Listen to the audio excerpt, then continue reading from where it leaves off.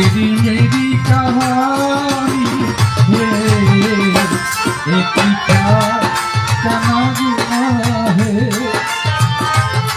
नजों की रवानी है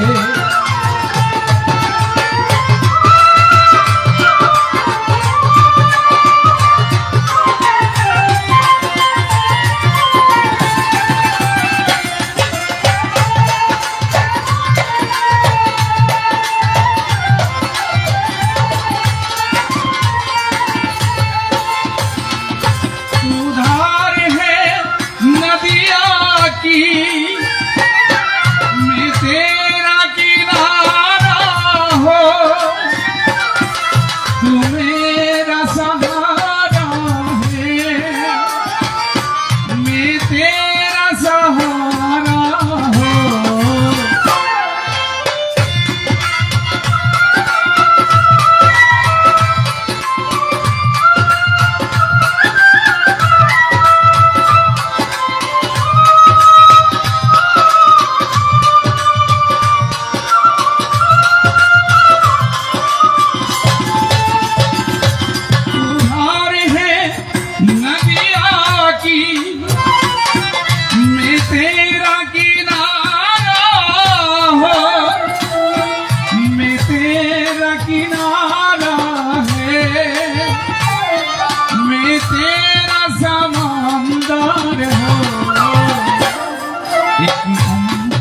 चुरानी है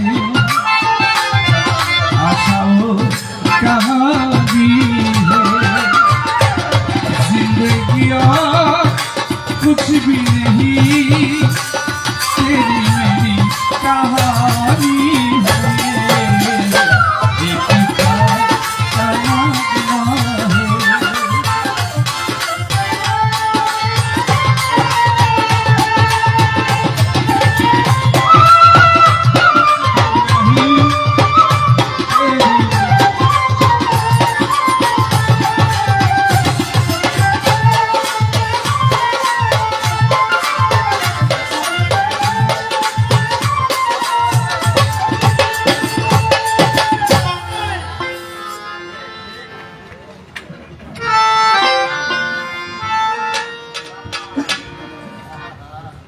আপনারা সবাই ঠিকঠাক মতন বসছেন তো?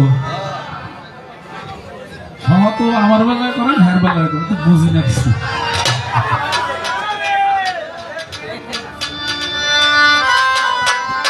তো যাই হোক, আমার বাউল রেজা ভাই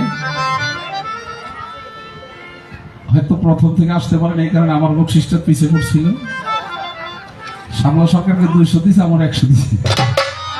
ধন্যবাদ ভাইয়ের প্রতি। এবার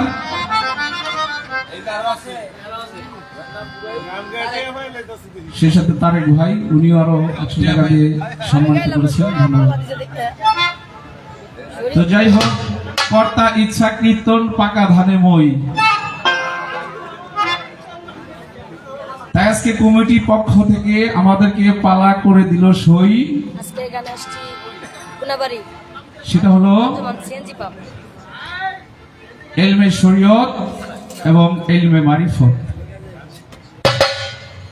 আমার বোন বাংলাদেশের সুনামধন্য গায়িকা শাবলা সরকার, উনি ইতিপূর্বে তার পালা নিয়ে, শরীয়তের পালা নিয়ে একটি গান করলেন। গান করে আমার কাছে 2-3টি প্রশ্ন পয়েন্ট রেখেছেন। সে কথাগুলো শরীয়তের সব কিছু দেখা যায়, রোজা, নামাজ, হজ, যাকাত, কালেমা, সকল কিছুই দেখা যায়। এই মারিফতের যে বিষয়বস্তু, এটি কি দেখা যায় না যায় না? যদি দেখা না যায় তাহলে এটা কেমন হলো, আর যদি দেখা যায় তাহলে কেমন? এই হলো তার বিষয়। এর দ্বিতীয় বিষয় হলো, আমার আল্লাহ তাআলা যখন গুপ্ত ধনাগারে ছিলেন, সেই বেরুল আমিন কুবে যখন তার নিজের রূপ নিজে দেখে নিজে ঢংকার দিয়ে সে তার মনের ভাব থেকে উপরের দিকে উঠে যখন উনি বললেন কোন, অর্থাৎ হয়ে যাও। সমস্ত কিছু 18,000 মাখলুকাতের মানব দানব জিন পরি ইনসান ফুল ফল গাছ বৃক্ষ তরুলতা সমস্ত কিছু সৃষ্টি হয়ে গেল। তো বিষয়টা আমি বলতে চাই না, আমার বোনের যদি আমি খাতির করে করি, ওটা যদি সে অন্য দিকে নেয়, আবার উনি বলে যে ঝগড়ার আগে হলো তেরা কথা, জ্বরের আগে হলো মাথা ব্যথা। না, আমি তো আপনার এমন কোনো কিছু বলি নাই, আপনার সাথে তেরা কথা বলি নাই, মাথা ব্যথার কথা বলি নাই। আমি বলেছিলাম যে আমরা শিল্পী, আজকে হয়তো আমি আমার দয়ালের বাড়ি থেকে আমি এসেছি, আমাকে অন্য কোথাও যাইতে হবে। ওইখানে গিয়ে যদি আমি সর্বপ্রথম আমার দায়িত্বটা আমি পালন না করি, তাহলে বিষয়টা ওই জায়গাটা একটু খালি খালি লাগে। এখানে বলছিলাম যে আমাদের কিন্তু একটা দায়িত্ব আছে। তো বললে সেটা আমি তোমারও ইঙ্গিত করে বলি নাই, আমারও ইঙ্গিত করে বলি নাই। হয়তো ভুল মানুষের হতে পারে, ভুল হয় না একমাত্র শয়তানের।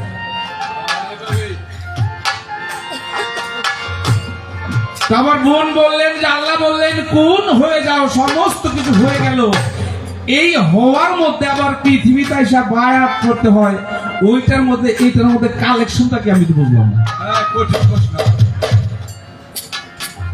আর যদি বলতে যে না, ওই সময় আপনার যখন আমার আল্লাহ যখন সেই নূরকে জিজ্ঞেস করলো ইয়া কালুবালা, নূর তখন বলল আনা আনা আনতা আনতা, অর্থাৎ আমি আমার তুমি তোমার। এরপরে নূরকে যখন সাজা দেওয়া হলো, কয়েকবার সাজা দেওয়ার পরে আমার সেই মোহাম্মদী নূর বলল যে তুমি আমার স্রষ্টা, আমি তোমার সৃষ্টি, তুমি আমার বান্দা, আমি তোমার গোলাম। তাহলে ওইখানে আমার স্রষ্টাকে মেনে তারপরে পৃথিবীতে আসছি। হয়তো প্রশ্নটা যদি এইভাবে করতেন, হয়তো এখানে আপনার কথার পাশে আমার কথা থাকতো। এখন কোন হয়ে যাও, সবকিছু হয়ে গেছে, এখন এই পৃথিবীতে এসে আমার বায়াত করতে হবে আবার। আচ্ছা, এই কথার মধ্যে এই কথার ভাই মিলটা কোথায়? ভাই কথা কর না, হয়তো আরো গুছিয়ে গেছি বলতে চাইছিল, কারণ এই যে আমার মঞ্জিল ভাই পিছনে পয়সা পয়সা বলতেছে বেশি কথা বলে না, বেশি কথা, এই কারণে এই জায়গাটা ফাঁক হয়ে গেছে। যে কথাটা উনি গুছিয়ে গেছে আমাকে করতে চাইছিলেন, মঞ্জিল ভাই ডিস্টার্বটা করছে।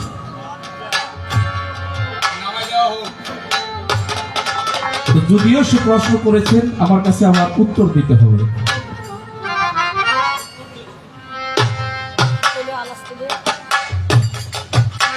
এরপরে গান করেছে একটা, খাজা বাবা মার হাবা গেয়েছিলেন নবীর গুণগান। বিশেষ করে সত্য কথা যদি বলি ভাই, এই গানটার মধ্যে আপনি আমার কাউন্টার দিলেন, আমার যে ভাইটা গাওয়ার জন্য আমাকে আদেশ করছে উনারে দিতেন কাউন্টারটা। আমি তো এটা গাইতে চাই নাই, আমি আমার বাবার দরবারে এসেছি, আমি যার গোলাম, আমি এই দেহ মনটা যার আমি পায়ের মধ্যে অর্পণ করেছি, আমি তার নামে তো সর্বপ্রথম গান করবো। এই গানটা করেছি আমি দর্শকদের অনুরোধে। এই কাউন্টারটা আমাদের দর্শকদেরকে করতেন।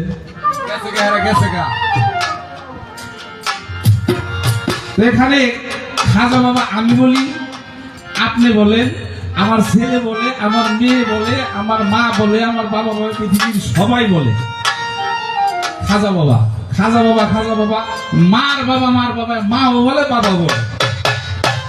এখন ওনার কথা হলো খাজা বাবার যে 2টা স্ত্রী ছিলেন, তারা আপনি খাজা বাবা কইতো নাকি?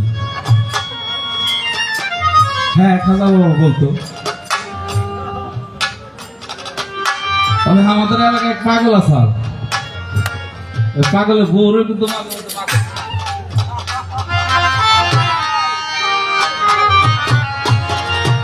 আগে বুঝতে হবে বাবা শব্দের অর্থ কি। একটি হলো বাবা, একটি হলো পিতা, একটা হলো জন্মদাতা।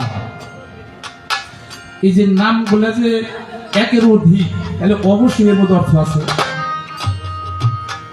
বাবা শব্দের অর্থ হলো যিনি চমৎকার কিছু আবিষ্কার করতে পারে, তোমারকেই বলা হয় বাহ বাহ, এটাকেই বলা হয় বাবা।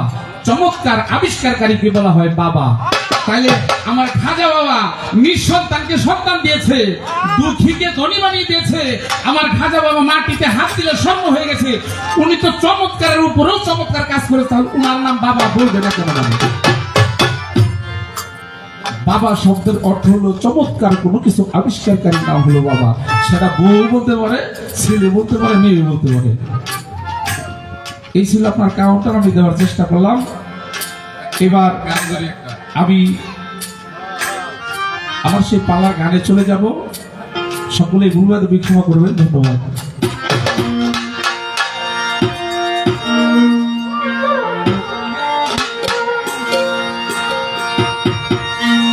একবার গান করিলে শুনতে পাবি, গান করিলে জানতে পাবি, আপে মাওলার পাক জবান, মানববাদী পাক আল্লাহর কোরআন। কেন ভিক্ষা করে মুসলমান গো, ভিক্ষা করে মুসলমান, মানববাদী পাক আল্লাহর কোরআন। ভিক্ষা করে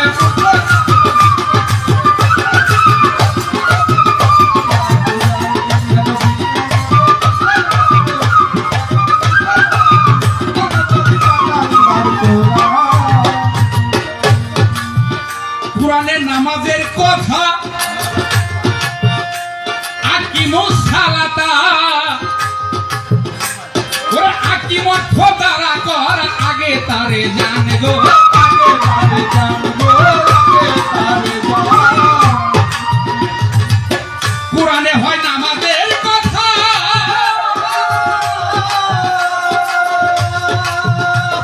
আকিমুস সালাতা, অর্থ দ্বারা কর আগে তারে জান।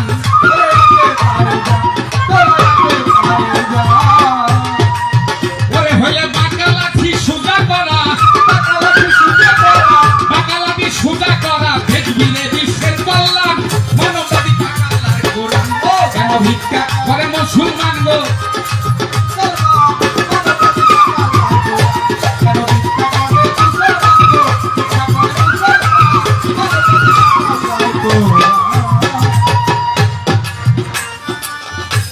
আখেরে পাবি পানা পাঞ্জে গানা আদায় কর।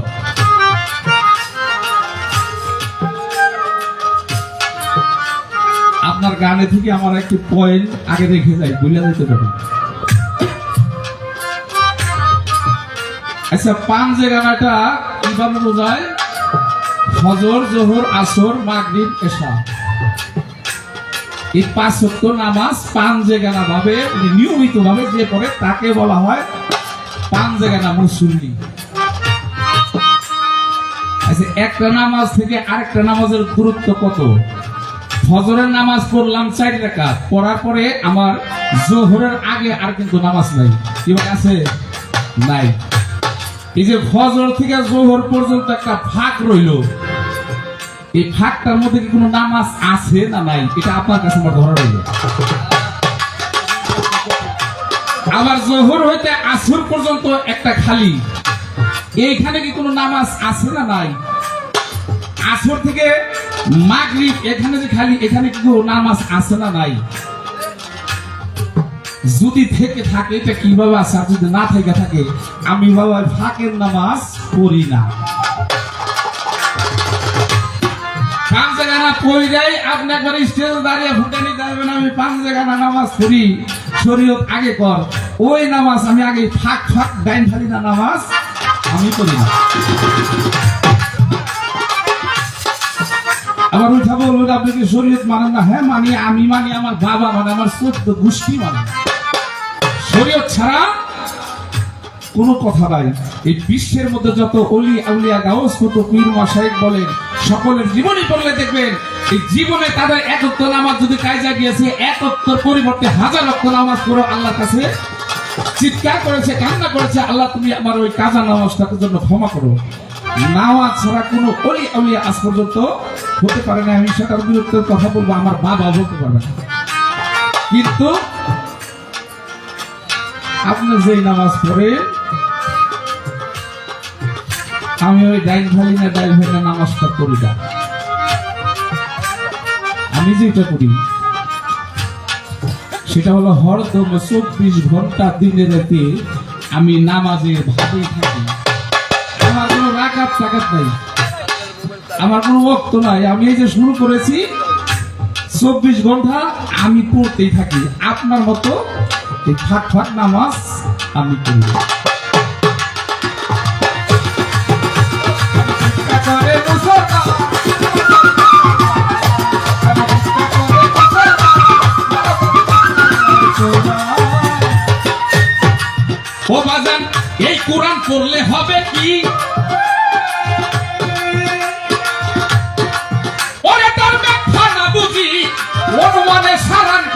মুখস্থ করেছি।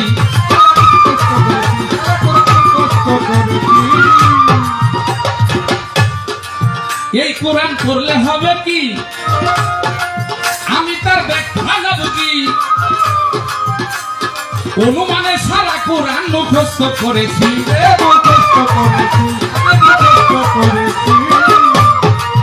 এখন দেখি বেকার বোকার সব মৌলানা, বেকার বোকার সব মৌলানা এই কোরআন রে করছে চালা।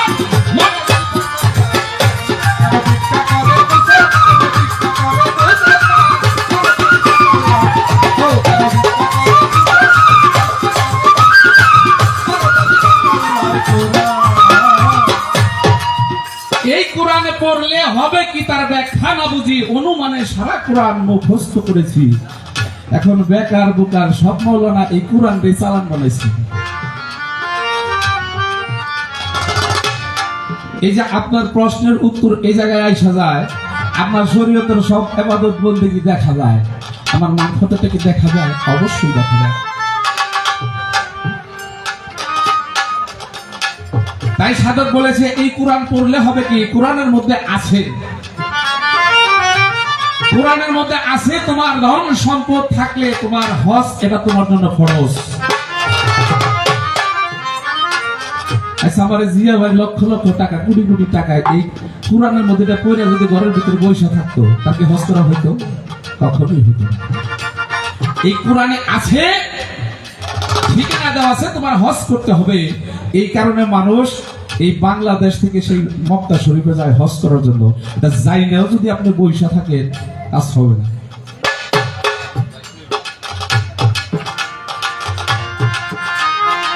এই যে আপনি এটা কইরা গেলেন, এই যাইয়া সেই হজ করতে গিয়া হজ তওয়াব করে আসলেন, হজ তওয়াব করে এসে আপনি আলহাস লাগাইছেন, আপনি কি বুকে হাত দিয়ে বলতে পারবেন যে আপনার হজ আল্লাহর দরবারে কবুল হয়েছে না হয় নাই? এটা কি আপনি বলতে পারবেন? যদি বলতে পারেন তাহলে আপনি বলবেন, আর যদি কোন যে না আমি বলতে পারবো না, তাহলে এইটাই আমার মারফত, এইটাই আমার মারফত। যদি অনুমানের মধ্যে থাকেন তাহলে আপনার ওই শরীয়তের কোনো ফায়দা নাই। আপনার জানতে হবে, আপনার শিওর হতে হবে, গ্যারান্টেড হতে হবে আমার এই ইবাদত আল্লাহর দরবারে কবুল হয়েছে। এই কবুল হয়েছে জানাটাকেই মারফত বলে।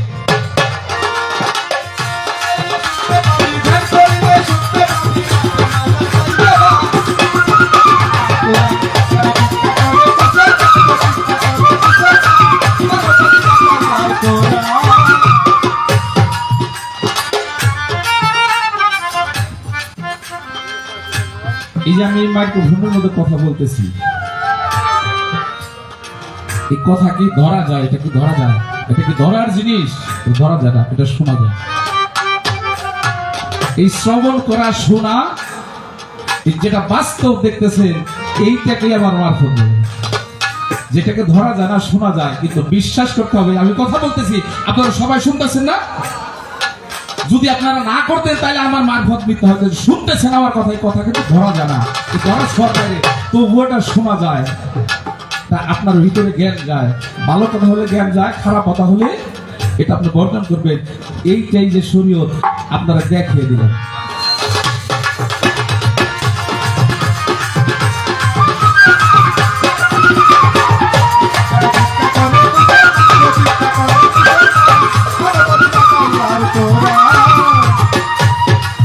এইবার বলে কোন শব্দ কইছে আল্লাহ হয়ে যাওয়া, হয়ে গেছে, গেছে সকাল হইয়া,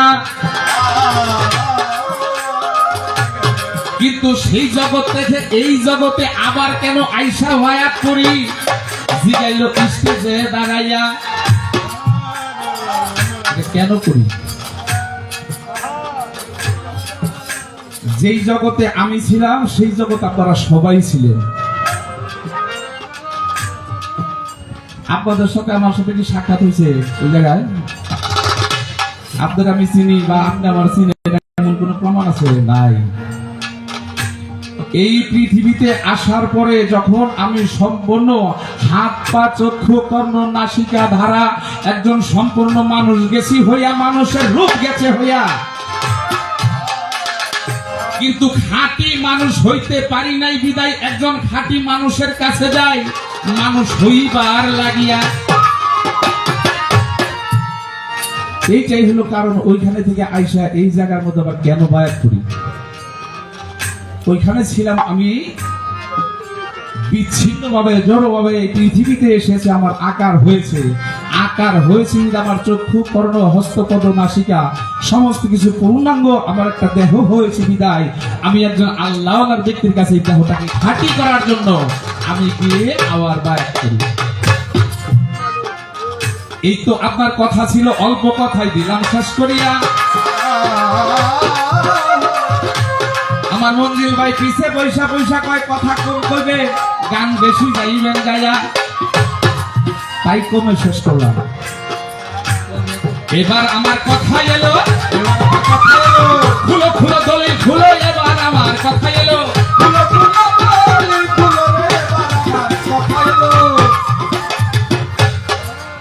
এবার হলো শরীয়ত।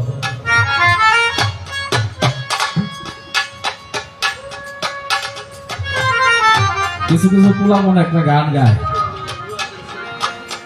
এখন তো চিঠির বিষয়টা শেষ হয়ে গেছে, মোবাইল আসছে, মাঝে মধ্যে এই গান গায়। দেশে মোবাইল আইসাছে, চিঠি বন্ধ হয়ে আছে, আমার কপাল নাই গেছে, ভালোবাসার কথা এখন মোবাইলে বলে। আগে সবাই চিঠি পাঠাইতো একজনের কাছে আরেকজনে, এখন আর চিঠি লাগে না, এখন মোবাইল হয়েছে, কথা বলা যায়, ভিডিও কল দিলে দেখাও যায়। কিন্তু যখন চিঠির সময়টা যুগটা ছিল, ওই চিঠি লেখার আগে বিসমিল্লাহির রহমানির রহিম এটা লিখতাম অনেকেই, আবার এটা অনেক লম্বা হয় দেখা ছোট্ট করে 786 লিখতাম অনেকেই আগে। তখন অনেকেই বলছে যে এটা কি সংখ্যা, কয়টা বিসমিল্লাহির রহমানির রহিম। আমি শরীয়তের সর্বপ্রথম বিসমিল্লাহ থেকে আপনাকে একটু জিজ্ঞেস করবো যে বিসমিল্লাহির রহমানির রহিম এটা বাংলায় লিখতে অনেক লম্বা হয়ে যায় দেখে এই বিসমিল্লাহটা ছোট করে লেখে 786। এই সব সর্বপ্রথম শরীয়তের অনেক বড় একটি হাতিয়ার, যার নাম হলো বিসমিল্লাহ। এই বিসমিল্লাহ 786 লিখলে বলে হইয়া যায়। এটা কিভাবে হয়, এটা কেন হয়, এটা কিভাবে এটাকে বোঝানো হয়? এই 786 কে বিসমিল্লাহির রহমানির রহিম এই সর্বপ্রথম এই শরীয়তের গুড়াই থেকে আপনার কাছে একটু জানার বিষয় হলো।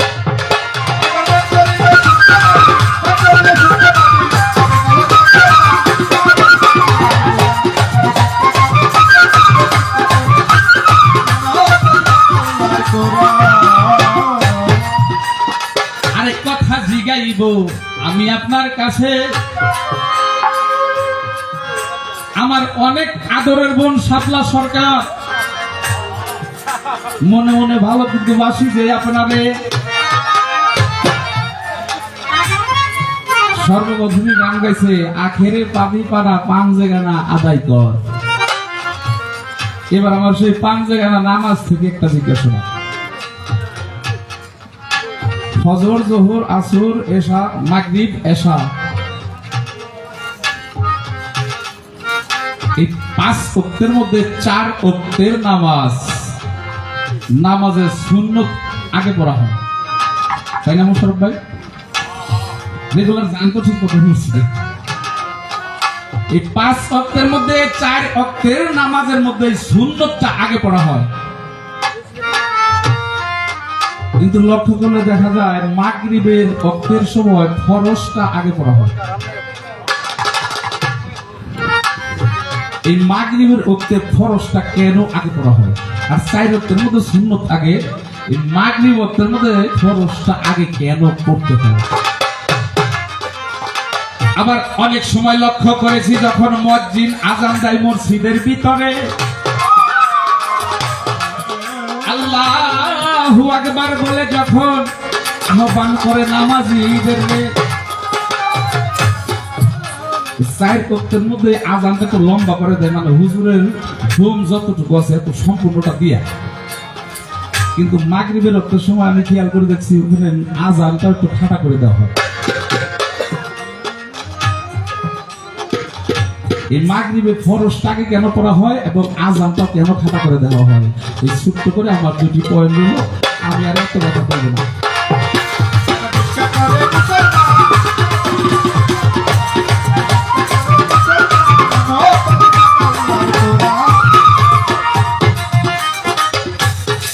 ধর্মে বলে পরের উপকার, হজ যাকাত দলিল কুরবানি, মন তুমি জেনে জাননি, আত্মত্যাগ করিতে বলে সাই কাদের।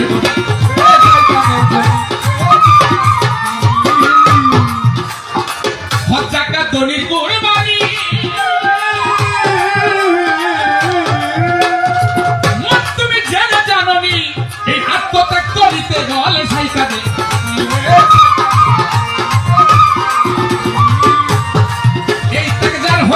সাধু জ্ঞানী সাধু জ্ঞানী সেই তো মানুষ বললাম।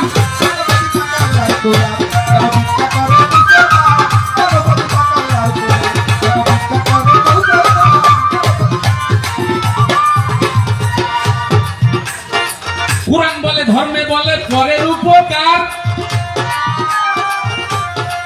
মন তুমি জানো সমাচার, এর চাইতে বড় ধর্ম নাই আর বলছে পরোয়া।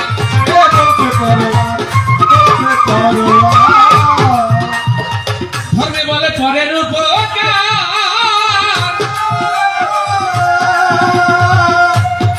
মন তুমি জানো সমাচার,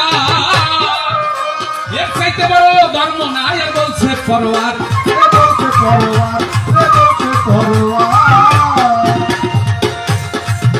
ধর্মে বলে পরের উপকার, মন তুমি জানো সমাচার, এর চাইতে বড় ধর্ম নাই এই জগতে আর। পরের উপকারটা জীবনে কার জন্য কতটুকু করছেন? আপনি তো শরীয়ত দেখা যে কি কইছিলাম ওডিও দিয়ে ওনা কাম এটা হইছে, কারণ কোরআন বেঁচে কি পয়সা খাইবেন? যদি খান তাহলে সকলের সামনে করবেন, আর যদি না খান তাহলে আজকে বায়নার টাকা সব মানুষের বিলিয়ে দিয়ে দেব। ফোন দিয়ে একটু পাইছি,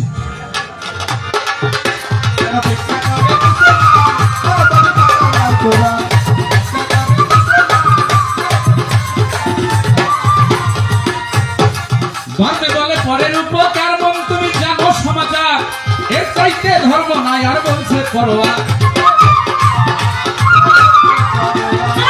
কবে কি কই না ছড়ে কার, কবে কি কই না ছড়ে কার, জানতে চায়া জানতে জানো তুমি পাকার লাগোলা। কেন ভিক্ষা করে মুসলমান গো, ভিক্ষা করে মুসলমান মানববাদী।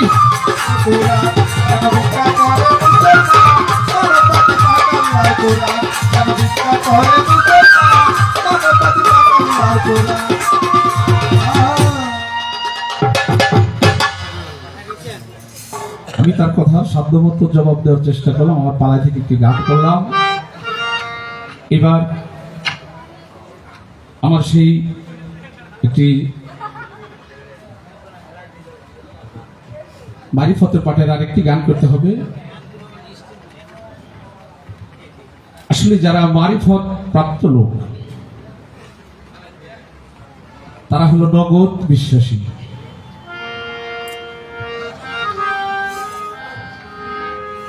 তারা হলো নগদ বিশ্বাসী। এই কারণে আমার আল্লাহ বলেছে, কোরআনের মধ্যে বলেছে, যিনি মুর্শিদ সেই তো রাসূল, ইহাতে নয় কোনো ভুল, খোদাও সেই হয়। সারা জীবন বড় শুনেছি আল্লাহ, কেউ কি হাতুড়িয়া বলতে পারবেন যে আমি দেখছি? কেউ দেখেন নাই। রাসূল চলে গেছে আজকে থেকে 1400 বছর আগে। আমরা কি কেউ রাসূলকে দেখেছি? দেখি নাই। আমরা কাকে দেখেছি? আমার নবী করিম সাল্লাল্লাহু আলাইহি সাল্লাম বিদায় হজে বলে গেছেন, আমার পরে আর কোন নবী আসবে না, আসবে বেলায়েতের বাদশা। আমি সেই বেলায়েতি সর্দার হযরত আলীকে রেখে গেলাম। এইখান থেকে যারা আমার হযরত আলীকে মানবে, আমার হযরত আলীর হাতে হাত দিয়ে যিনি তওবা করবে, যিনি এই তরিকায় আসবে, সে হবে বেলায়েতের বাদশা। তাই সেই মারিফত প্রাপ্ত ব্যক্তি যারা, তারা নগদ বিশ্বাস করে। তাই এখান থেকে আমার একটি গান।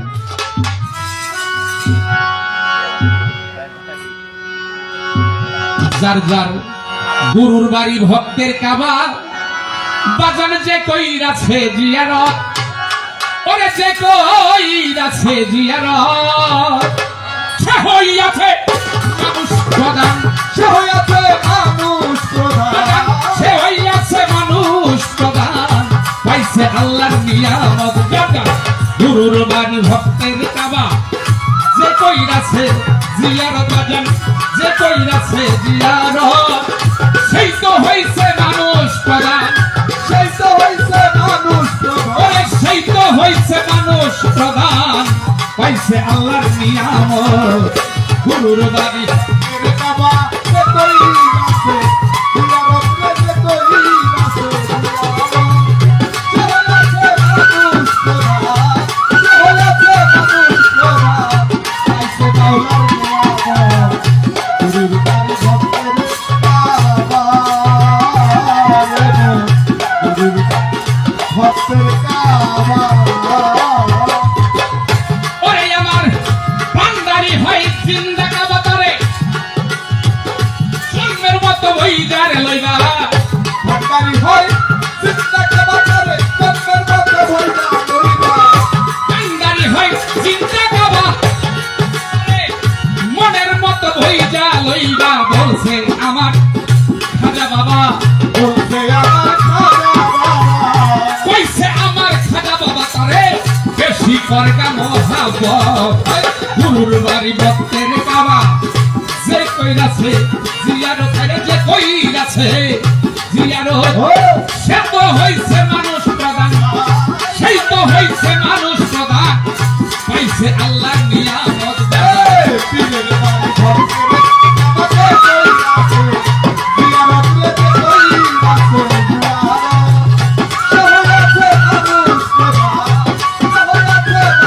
হইয়াছে মানুষ প্রধান সে হইয়াছে মানুষ প্রধান আইছে মাওলার নিয়ামত পীরের বাড়ি ভক্তের কাবা পীরের বাড়ি ভক্তের কাবা পরে একদিন খাজা কয় কুতুবউদ্দিন রে ওরে পাগল দেখতে যদি চাও মাওলা রে দাদা কই কুতুবউদ্দিন রে দেখতে যদি কেউ মাওলা রে খাজা কয় কুতুবউদ্দিন রে ওরে ভক্ত দেখতে যদি চাও মাওলা রে তুমি দেখা একবার লও আমারে দেখা একবার আমারে দেখা একবার লও আমারে এইটাই হয় মাওলার সুরত পীরের বাড়ি ভক্তের কাবাতে কইরাছে জিয়ারত লেতে কইরাছে জিয়ারত সে হইয়াছে মানুষ প্রধান সে হইয়াছে মানুষ প্রধান পাইছে মাওলার নিয়ামত পীরের বাড়ি ভক্তের কাবা পীরের বাড়ি ভক্তের কাবা একদিন খাজা বাবা কয় কুতুবউদ্দিন রে খাজা বাবাকে আমরা সবাই মানি না সবাই তো মানি তাই না হাত বান্ধবী কে মানেন উনি হলেন মাদার জাত আউলিয়া মায়ের গর্ভে থেকে আউলিয়া হয়ে এসেছেন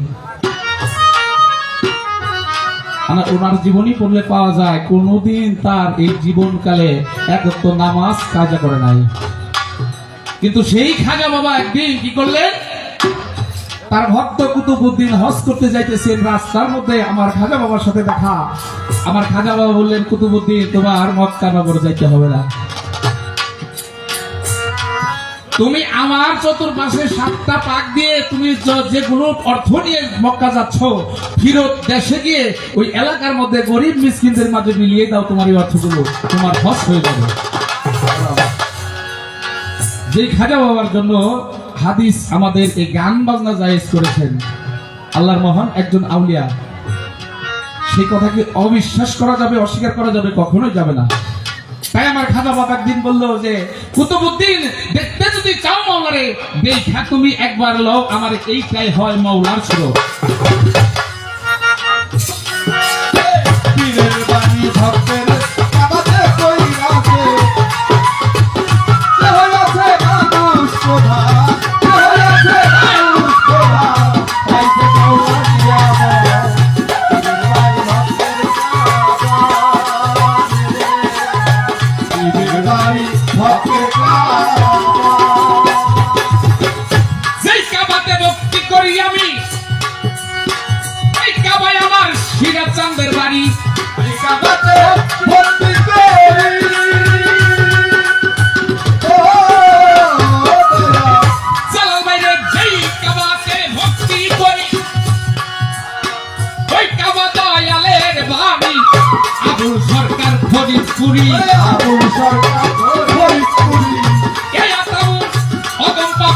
মানে না ঘুষ করার মত গুরুর বাড়ি ভক্তের কাবা যে কইরাছে জিয়ার বাজার যে কইরাছে জিয়ার সে তো হইছে মানুষ প্রধান সে তো হইছে মানুষ প্রধান পাইছে আল্লাহর নিয়ামত গুরুর বাড়ি ভক্তের কাবা যে কইরাছে জিয়ার এ কইরাছে জিয়ার সে হইছে মানুষ প্রধান সে তো হইছে মানুষ প্রধান পাইছে আল্লাহর নিয়ামত গুরুর বাড়ি ভক্তের কাবা গুরুর বাড়ি ভক্তের কাবা গুরুর বাড়ি ভক্তের কাবা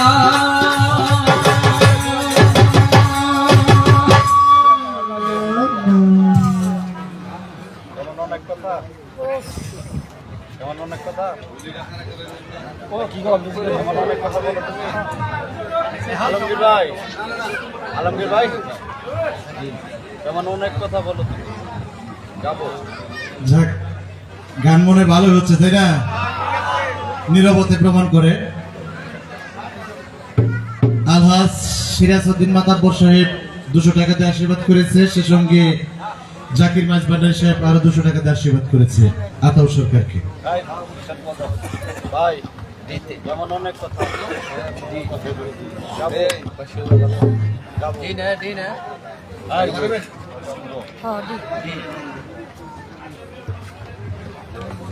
সে যাই হোক আমার ক্ষুদ্র কণ্ঠে গান শুনে আমার জাকির ভান্ডারী ভাই আর সিরাজউদ্দিন মাতবর ভান্ডারী সাহেব তিনি আমাকে টাকার মাধ্যমে দেওয়া করেছেন তাদের প্রতি ভক্তি শ্রদ্ধা জানাই এবং যারা সুন্দর নীরবতা পালন করে গান শুনতেছে আমি আপনাদের সকলের প্রতি কৃতজ্ঞতা জানাই আমাদের মতো ছোট ছোট শিল্পীর গান আপনারা কষ্ট করে শুনতেছেন তবে আরেকটি অনুরোধ করবো যে মুহূর্তে আগে করেছিলাম ভিতরে জায়গা আছে এসে বসলে আমাদের গান গাও ভালো লাগবে আপনাদের কারণে ধন্যবাদ সকলকে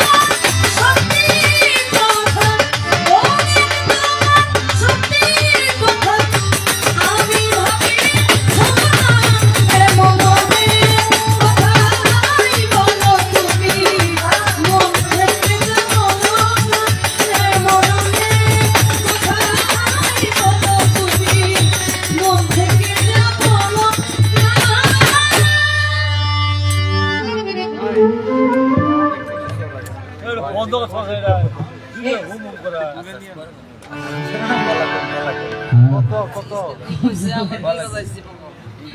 হ্যালো হ্যালো হ্যালো হ্যালো ভাই মনিটর মনে হচ্ছে পাচ্ছি না বাড়া মনিটর মেয়ে মানুষের গলা তো এমনি আমি স্কেল লাগাই লাগতেছি বাইরের সাপে বাপরে বাপ হ্যাঁ সরকারি ট্রেন ছেড়ে দিলেও তো একটু থামে ময়া ঠায়া করে এ আমার প্রতি তাও করতেছে না হ্যালো হ্যাঁ ঠিক আছে ধন্যবাদ দাওয়াত কইরাই না যা পাইলাম এর জন্য আলহামদুলিল্লাহ আমার ভাইয়ের সাথে আমার 6 বছর আগে একটা গান হয়েছিল আমাদের সাগর দিঘিতে সেদিন আমি লুৎফর ভাইকে দেখি উনি দেখি হারমোনিয়ামে গেছে তখন আমি আরো অনেক ছোট আমার পালা গান সম্বন্ধে তো আইডিয়া ছিল না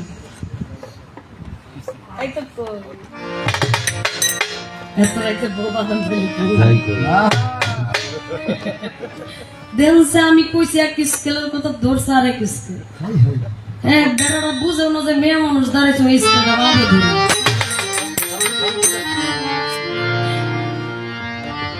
6 বছর আগে গান হয়েছে আমি গিয়া দেখি লুৎফর ভাই হারমোনিয়াম বাজাইতেছে আমার ভাই গান করবে আমার সাথে পালা দিছে পালা দেওয়ার আগেই উনি একটা বন্ধনা গান গাইছে দমে দমে করো জিকির লা ইলাহা ইল্লাল্লাহ গেল রে বেলা ওমন গেল রে বেলা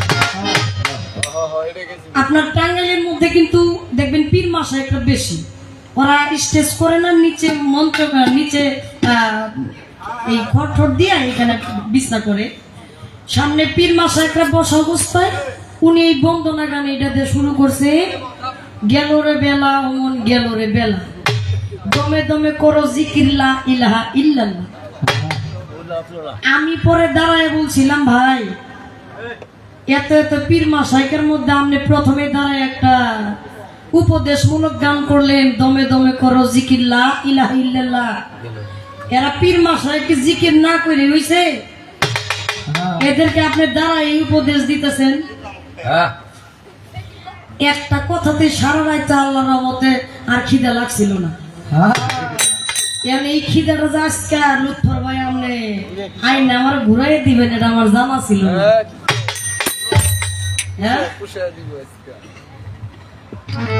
সমস্যা নাই যত পারেন প্রশ্ন করেন যত পারেন কথা বলেন বেশি চাপ লাগিয়ে গেলে কমুজ আমি আর পারতাছি না বই বললাম হ্যাঁ যদি কুলায় প্রশ্ন একলাই করবো উত্তর একাই দিব গান একাই কইব না কি কম আমি খালি কম আমি কিছু জানি না আমার উত্তর একটাই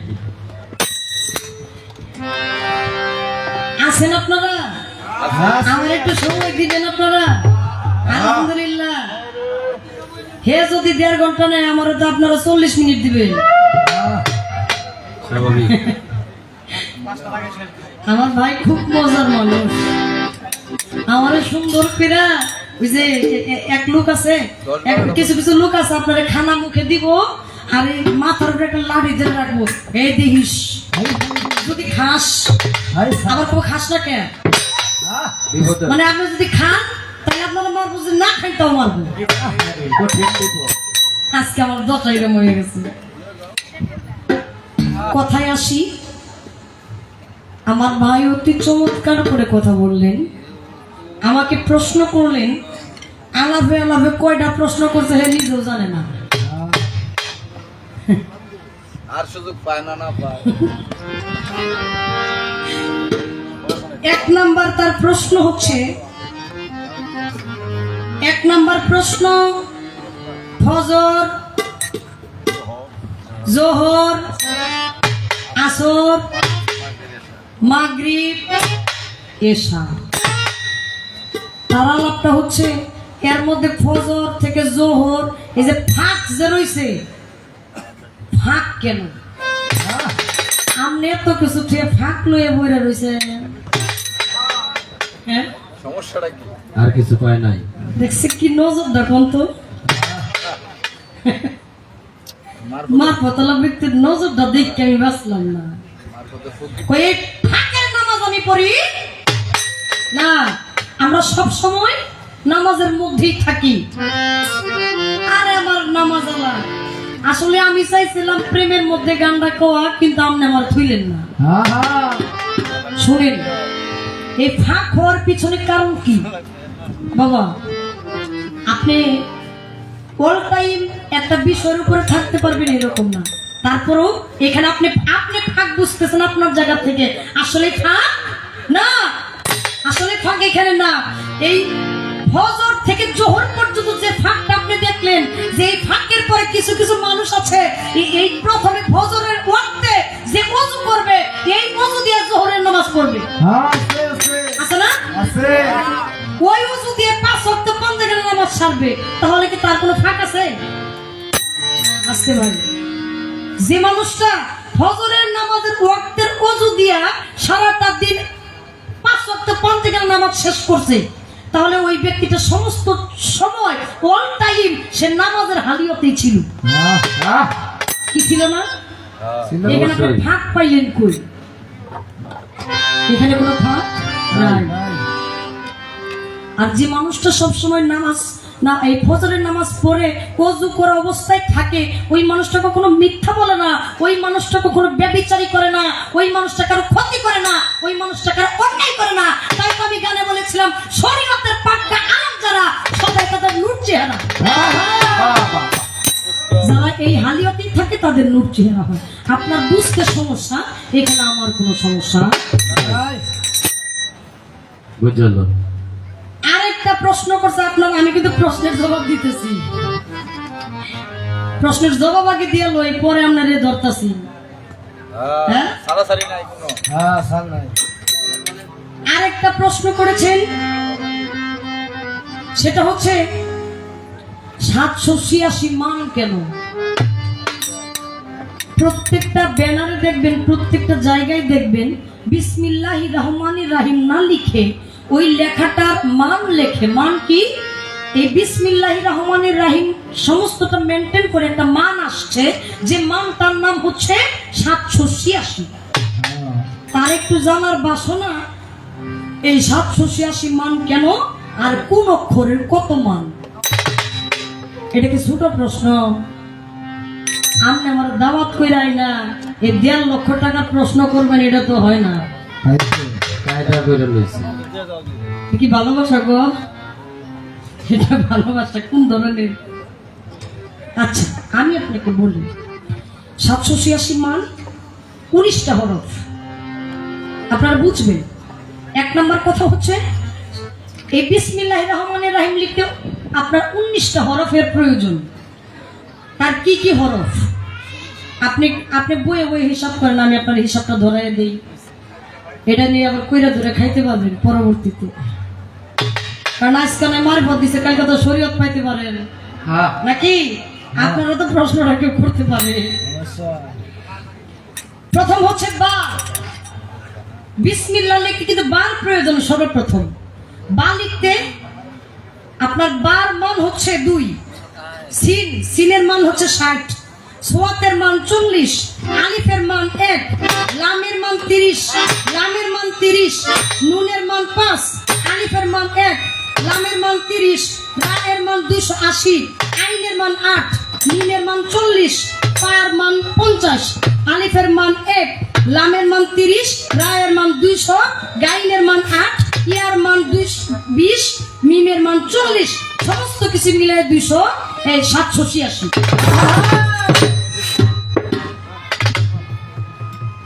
আরেকটা কথা বলে যাই, কে জিতলো কে হারলো এটা দেখার বিষয় না। হাকিকতে একটা কথা আছে, আমি আপনার মারিফতে যাইতে পারবো না, মারিফত আমি মানি, কিন্তু আপনার মতো এটক করে কথা বলা সম্ভব আমার না। যেমন 786 মান 19টা হরফ কেন হইল? 18,000 মাকলুকাত নাকি? জোড়ায় জোড়ায় 18,000 মাকলুকাত, সমস্ত কিছুর জোড়া আছে, একটা মানুষের জোড়া নাই। কার? একটা ব্যক্তির জোড়া নাই, সে কে? আল্লাহ পবিত্র কোরআনে বলছেন, কুল হু আল্লাহু আহাদ আল্লাহু সামাদ, বলছে না? আল্লাহ বলছে, আমি এক আল্লাহ, আমার মাতা নাই, আমার পিতা নাই, আমার পুত্র নাই, আমার কন্যা নাই, আমি খাই না, ঘুমাই না, আমি কারো থেকে জন্ম নেই না, কেউ আমার থেকে থেকে জন্ম নেয় নাই। হ্যাঁ। এক আল্লাহ 18,000 মাখলুকাতে 18 হরফ, আর একে রয়ে গেল আলিফে আল্লাহ, এই 19 হরফ। আমি আমার জায়গা থেকে যতটুকু বলা সম্ভব আমি আপনারে বললাম। সব জানে আরে বাবা এখন আরেকটা প্রশ্ন তিনি করেছেন, হ্যাঁ, আরেকটা প্রশ্ন তিনি করেছেন, 5 ওয়াক্ত পাঞ্জাগানা নামাজের মধ্যে 4 ওয়াক্ত মধ্যে 5 ওয়াক্ত মাগরিবের যে নামাজটা, এই মাগরিবের নামাজের মধ্যে ফরজ কেন আগে আসে? মাগরিবের নামাজের ফরজ আগে কেন আসে? আর এই মাগরিবের নামাজের আজানটা কেন ছোট করে দেওয়া হয়? এই প্রশ্নটা করছে না দুইটা, এই একই প্রশ্ন, এই জায়গা থেকে 2টা পয়েন্ট তার আসছে। মাগরিবের নামাজের আজানটা ছোট হয় কারণ, ছোট দেওয়ার কারণ, এর বাংলা আবিধানিক অর্থটা এটাই আসছে যে আজান, এই মাগরিবের ওয়াক্তের আজানের সময় যারা শুয়ে থাকে, শুয়ে থাকা উচিত নয়। কেন উচিত নয়? যারা প্রকৃতই নামাজিয়াওয়ালা ব্যক্তি, তারা এই ছোট্ট নামাজটার অর্থ, এই ছোট্ট আজানের অর্থটা এটাই বোঝানো হয়েছে যে নামাজ, এই আজানটা দেওয়া হইলো তোমরা এই ওয়াক্তের সময় তোমরা শুয়ে থাকো না, তোমরা উঠে বসো। সন্ধ্যার সময় কেউ শুয়ে থাকে কি? সন্ধ্যার সময় কেউ শুয়ে থাকে? যদি একটা অসুস্থ ব্যক্তি হয়, হাসপাতালের বেডে যায় দেখবেন অসুস্থ ব্যক্তিটা কিন্তু উঠে বসে, হেলান দেওয়া হইলেও বসে। মাগরিবের নামাজের আজানটা ছোট হওয়ার কারণ একটাই, তোমরা যারা আছো মুমিন ব্যক্তি, তোমরা শুয়ে থাকে না, তোমরা উঠে বসো। আর শুধু উঠেই বসো না, এই নামাজের এই আজানটা শোনার সঙ্গে সঙ্গে তোমরা নিজেকে ওযু করে পবিত্র করে তাড়াতাড়ি মসজিদে চলে যাও। এই জন্য ছোট আজান দেওয়া হয়। আরেকটা কথা আসছে যে ফরজ কেন আগে পড়তে হয়? ফরজের আগে নফল ওয়াক্ত কিন্তু 2বার পড়া হয়, এটা তো জানেন না? জানবেন কেন? করেন তো মারফত, শরীয়ত থুইয়া মারফত করতেন, এই জন্য জানেন না। আর যদি শরীয়ত কইরা পরে মারফত করতেন তাহলে সব কিছুই জানা হইত।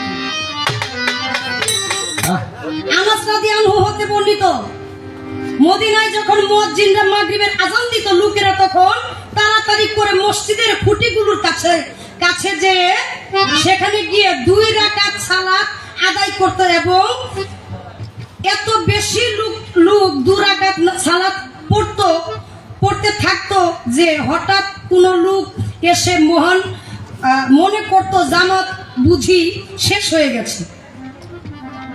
মাগরিবের নামাজের আজান দেওয়ার সঙ্গে সঙ্গে কিছু লোকেরা নফল 2 ওয়াক্ত নামাজ তারা আদায় করত। আনাস রাদিয়াল্লাহু হতে বর্ণিত, মুসলিম শরীফ। আপনি 4টা প্রশ্ন আমাকে করেছিলেন, আপনারা কি উত্তর পাইছেন? আমি আমার জায়গা থেকে অল্প সময়ের মধ্যে, বাবা আমি বাউল হই নাই, কিন্তু এত ছোট্ট একটা মানুষকে এত বড় বড় বুঝা দেওয়া, এটা জ্ঞানী মানুষের কাজ না, নাকি? হ্যাঁ, একটু দয়া করেন, কারণ আমি তো আপনার বাড়িতে আইছি, আর দয়া যদি না করতেন প্রশ্নের উত্তর তো দিতে পারতাম না, তাই না? আচ্ছা, আমি তার প্রশ্নের মীমাংসা করার চেষ্টা করলাম। এবার তিনি বললেন, আচ্ছা আমি প্রশ্ন করেছিলাম কোন, আল্লাহ বললেন কোন, হয়ে যাও, হয়ে গেছে। কোন বলার সঙ্গে সঙ্গে হয়ে গেছে, সব হয়ে গেছে। আচ্ছা আমি যদি স্বীকৃতি না দিতাম আমি হইতাম? আমি স্বীকৃতি দিয়েছেন, হয়ে গেছে। তারপরও আপনারা কেন এই দুনিয়ার বুকে এসে নিজের এই আহলে বায়াত গ্রহণ করেন? কয় আপনি একটা কথা কইতে এটা ভুলে গেছেন। কোন কথাটা বলছি? ওই যে নূর, আল্লাহ পাক সর্বপ্রথম নূরে মুহাম্মদকে সৃষ্টি করলেন, সেই নূরকে প্রশ্ন করা হইল, আলাস্তু বিরাব্বিকুম, হে নূর তুমি কার? নূরের থেকে জবাব আসলো, আনতা, তুমি তোমার আমি।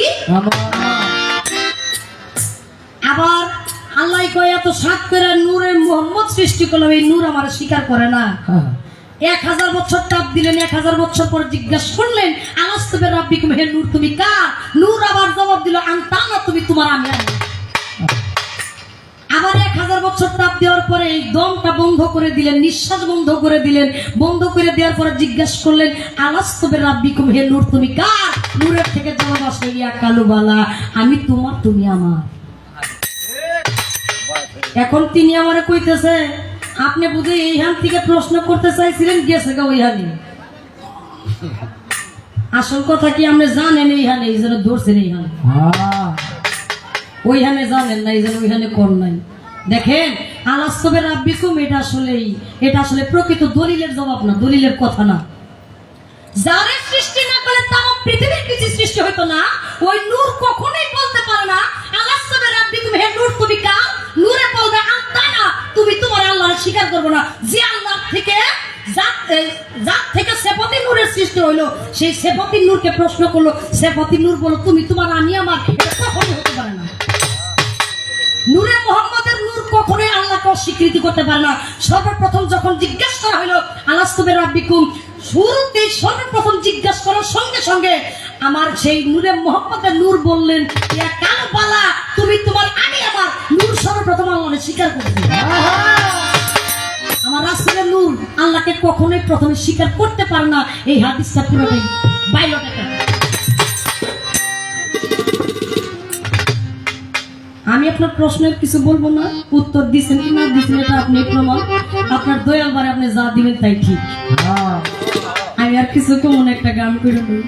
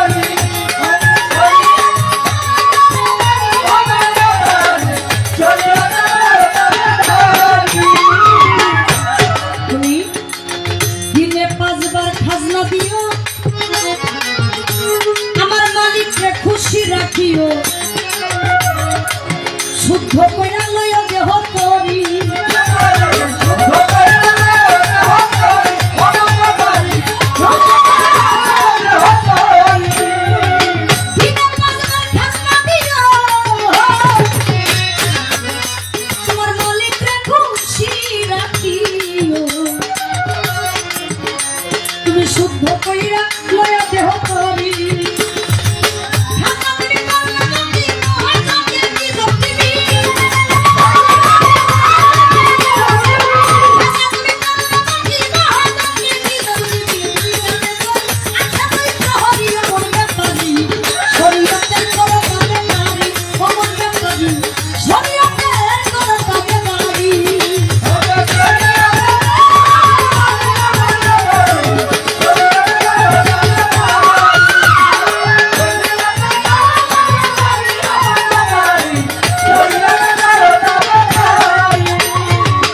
এই তো মাত্র কথাই আমার শেষ করিল রসিক সরকার একটা একটা লোনা হিসাব করি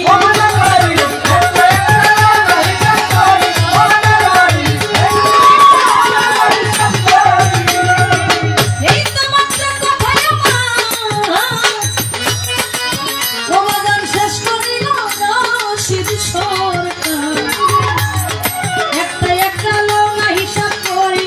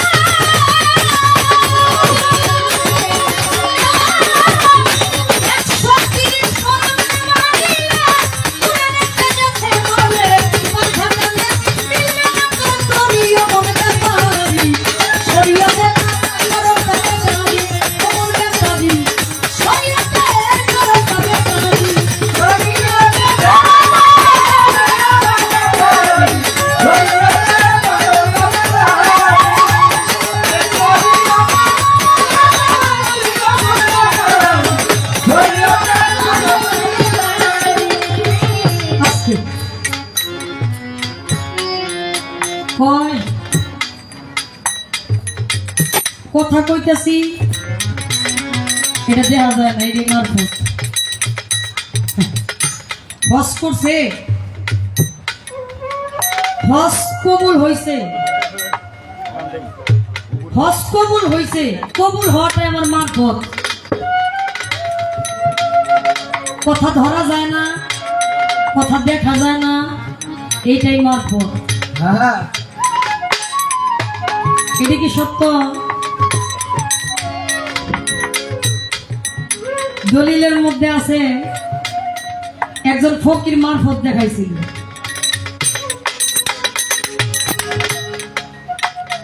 হেও ফকির আমনেও ফকির হ্যাঁ আমনে কোন যে হস করে এসে কবুল হয়েছে এটি মারফত আচ্ছা এই ফকির যে মারফত দিল এটা কোনটা এই তো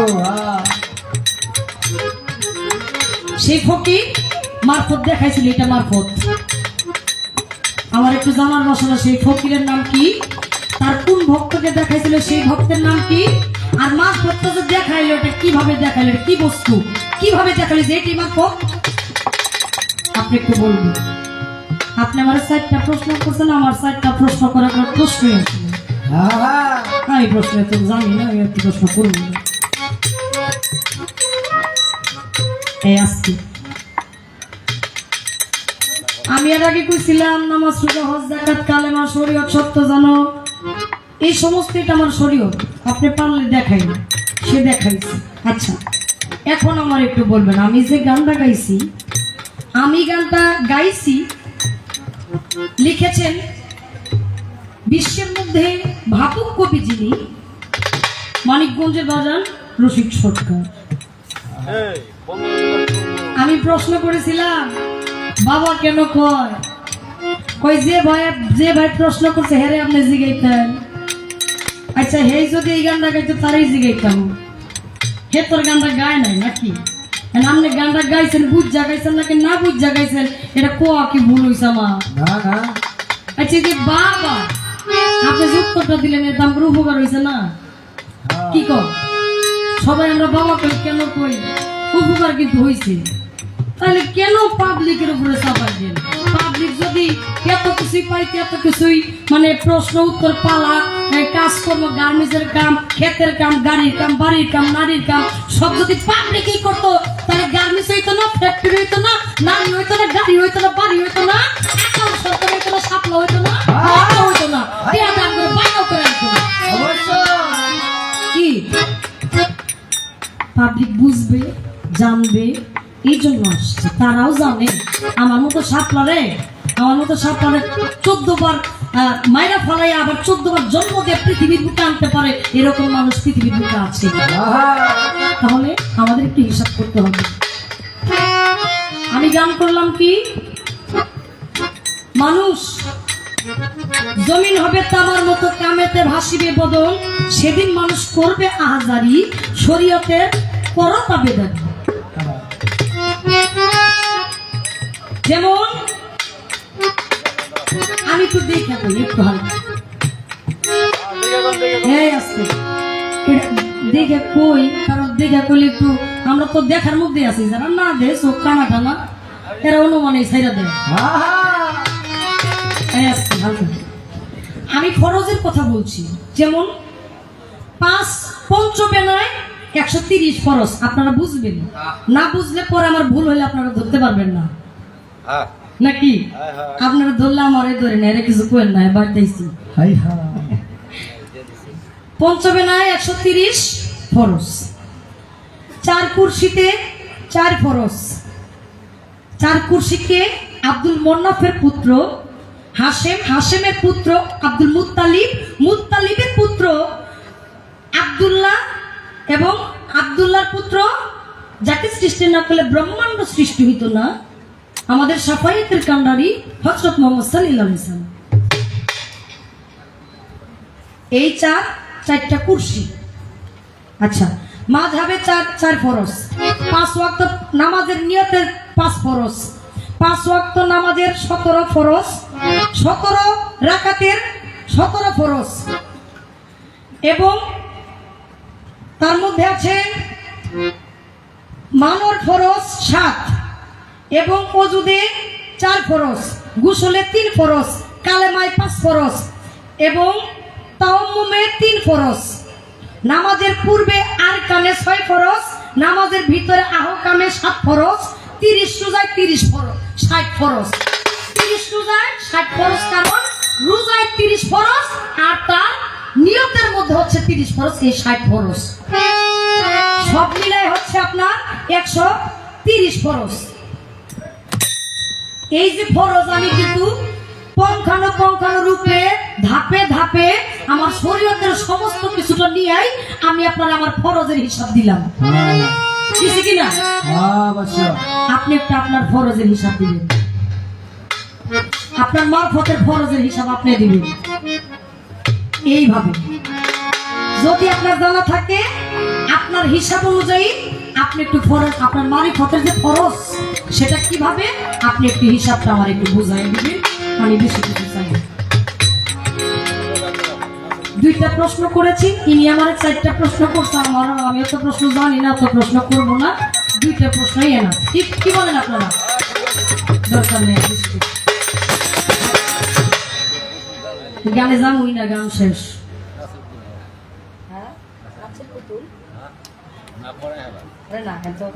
বাজে কয়টা?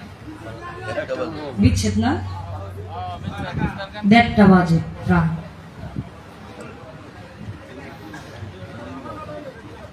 হ্যাঁ, আমি বিচ্ছেদ গাইবো,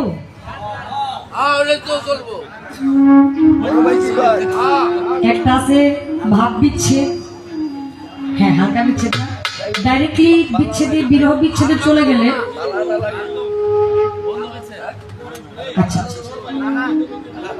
যেহেতু হ্যাঁ অবশ্যই, যেহেতু 1:30 বাজে বিচ্ছেদের শুরুটা আমি করছি, যেহেতু আমার আগে দিছে, হ্যাঁ বিচ্ছেদের শুরুটা আমি করে আমি একটা প্রস্তাব রেখে যাই, এই প্রস্তাবে রাজি আছে কিনা, নাকি বিচ্ছেদের শুরু করতে হয়। আমি শুরু করছি।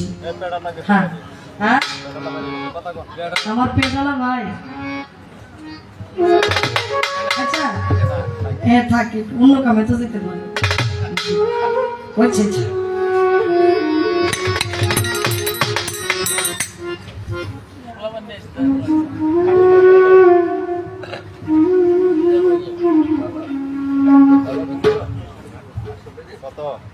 হ্যাঁ এখানে শেষ। চিঠি লিখিলাম নয়ন জলে সোনা বন্ধুরে, চিঠি লিখিলাম নয়ন জলে, চিঠি লিখিলাম নয়ন জলে সোনা বন্ধুরে, চিঠি লিখিলাম নয়ন জলে।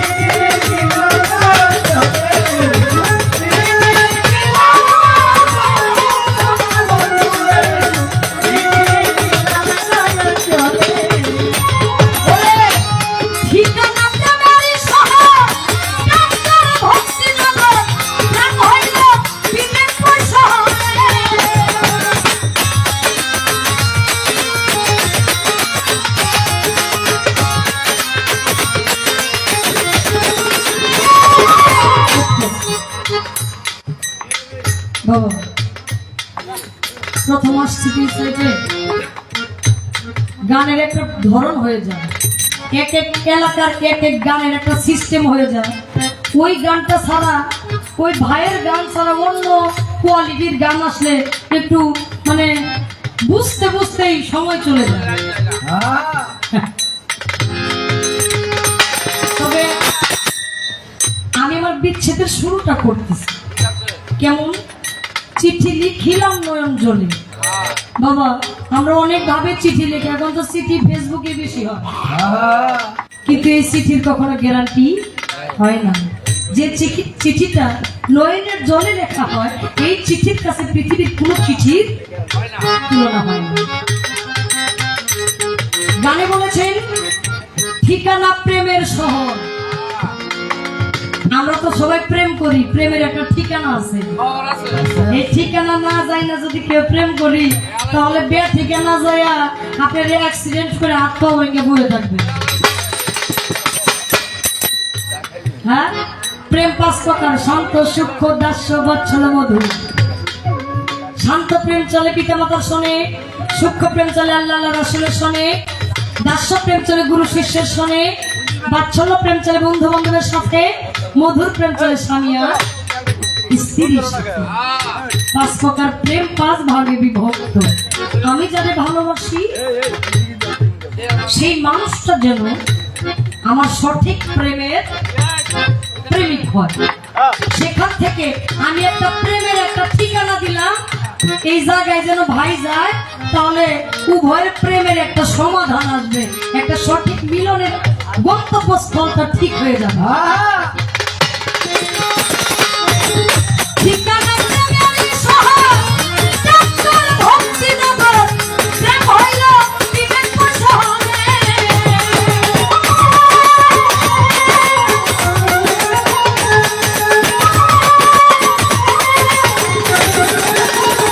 আরে ঠিকানা প্রেমেরই শহর, ডাক্তার ভক্তিনগর, প্রেম হইল বিবেকপুর শহরে। তাহলে কে কইতে করি উত্তর দিও তাড়াতাড়ি।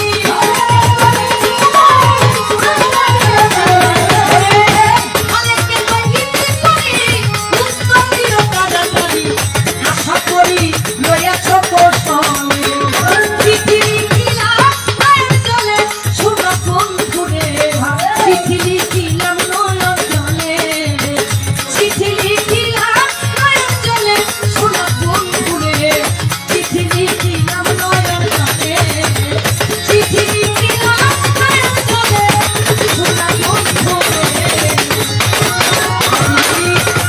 চিঠি লিখিলাম নয়ন জলে।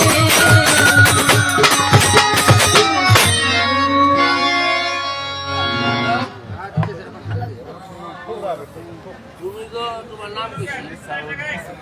নাম বললাম যে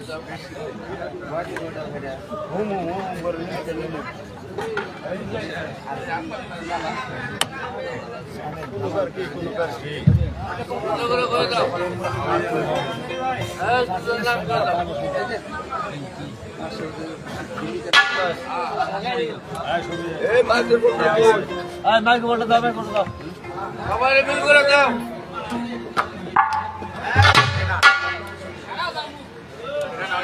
আমাদের এই সাউন্ড নাই কেন?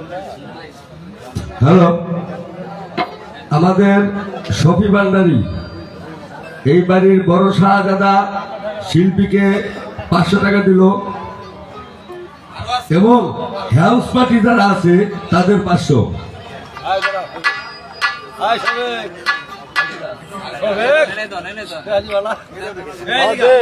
সখী বাঙালি ভাই যার বাড়িতে আসছি, ভাই আমাকে 500 টাকা দিয়েছেন, মিউজিশিয়ানকে 500 টাকা দিয়েছেন। উভয়ের প্রতি তার প্রতি আমি অধম ভক্তি শ্রদ্ধা জানাচ্ছি। আরো আছে, আরো আছে। আমাদের আলাল ভান্ডারী আরো 100 টাকা দিয়ে পুরস্কৃত করলো এবং রুহুল ভাই আরো 100 টাকা দিয়ে পুরস্কৃত করলো।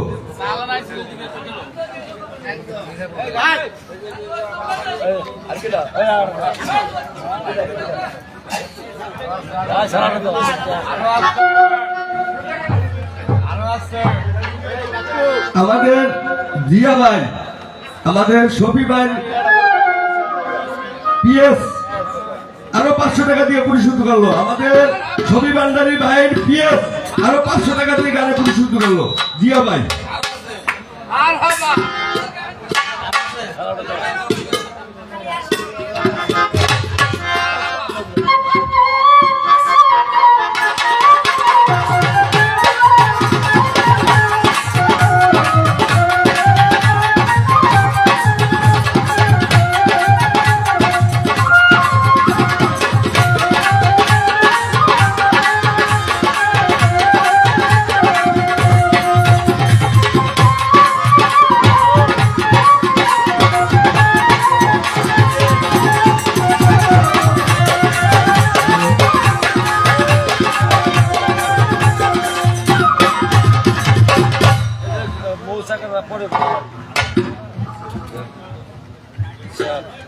¡Suscríbete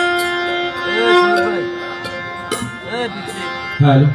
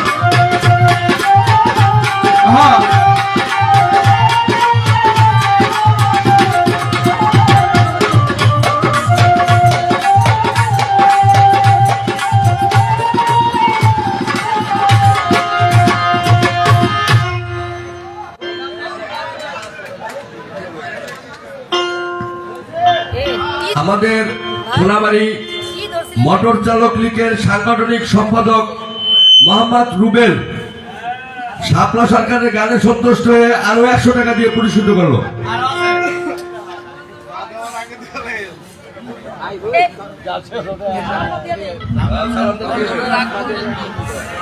হ্যাঁ বইয়ের পড়ছি মোটামুটি 10 মিনিট ধরে, তাও টিয়া পাইতেছে। রুবেল ভাই প্রতি শ্রদ্ধা জানাচ্ছি, ধন্যবাদ ভাই। আরো আছে সোনাবাড়ি থানা চালক লীগের সিনিয়র সভাপতি মুন্না ভাই আরো 100 টাকা দিয়ে পুরস্কৃত করলো।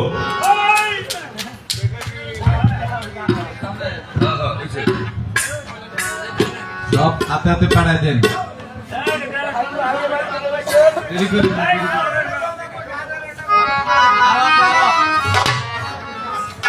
আরো আছে টাকা, গান শেষ হইল ভাই। চিঠি লিখিলাম নয়ন জলে, এই কারণে আমি হয়তো ওই জায়গায় গিয়ে গান গাইতে পারবো না, এই কারণে আমি মিউজিক করলাম। এমনও তো প্রেম হয় চোখের জলে কথা কয়।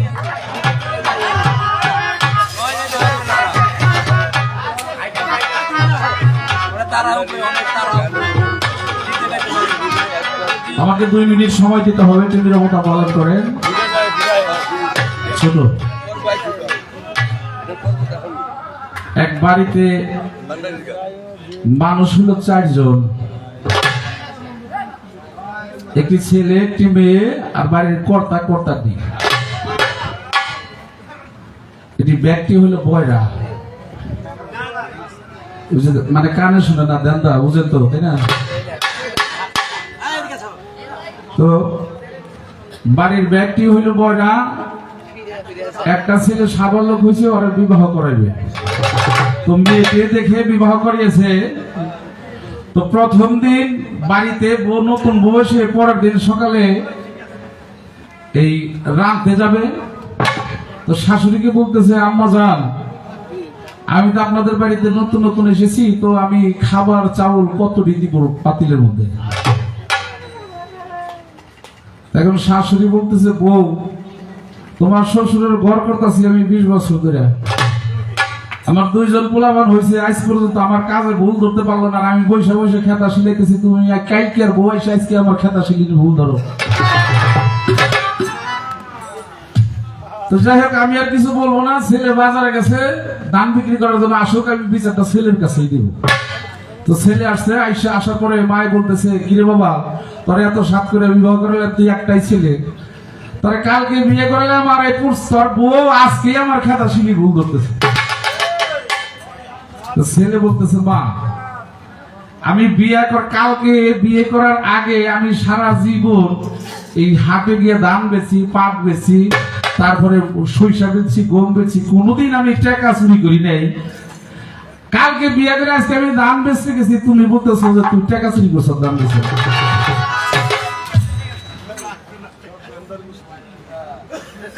তো ছেলে বলতেছে, মা আমি তোমার কিছু কমো না, আমি বিচারটা বাবার কাছে গিয়ে দেবো। তুমি কালকে বিয়ে করলাম বিদায়, আজকে আমি ধান বিক্রি করতে গিয়ে টাকা চুরি করছি।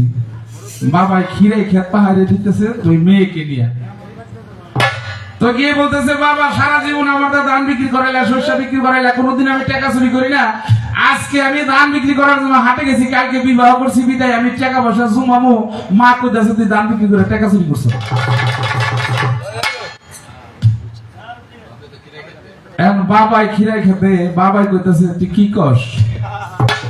তোরে জন্ম দিছি আমি, সারা জীবন তোকে কামাই রোজগার করে খাওয়াইলাম, শস্য বিনা খাওয়াইলাম, তোরা কালকে বিবাহ করে সারতে পারি না, তোর ভিতরে হিংসা জমে গেছে, আমি খিরাই খেতে বসে বসে চুরি করে করে খিরাই দিছি। তুই আমার সন্তান, এটা একটা কথা বলি আমার বুকটা ফাইটে যেতেছে দুঃখে। জিজ্ঞাসা কর, তোর বোন তো সবসময় আমার লগেই থাকে, জিজ্ঞাসা কর কিরে গেদি আমি কি খিরাই চুরি করে বেশি? গেদি কয়, বাবা আমি এখন বড় হয়েছি, আগে নয় ছোট ছিলাম, লজ্জা শরম ছিল না, এখন তোমরা আমার সামনে আমার বিবাহের কথা জিজ্ঞেস করো, আমার বিয়ের বয়স হয়েছে না হয়েছে, এটা তো তোমরাই ভালো জানো। কথাটা কেন বললাম? আমার আপা গান কিন্তু অনেক সুন্দর গাইতেছে, ভালো গাইতেছে না? আমি যে প্রশ্ন করেছিলাম, সত্যিকারে উনি যে কথাগুলো বলছে যে আমার দাওয়াত করে এত বড় জুলুম আমার মাথায় চড়িয়ে দিয়েছেন, আমি কিন্তু আসলে কঠিন ভাবে দুটি প্রশ্ন করেছিলাম। এই বিসমিল্লাহির রহমানির রহিম সংক্ষেপে অঙ্কে লিখতে গেলে 786 একটা সুন্দর কিন্তু মীমাংসা করেছে, কোন অক্ষরের কত মান, এটা যুগ নামাইলে পরে এটার ফলাফল আসে 786। পঙ্খানে পঙ্খানে কিন্তু উত্তর দিয়েছে।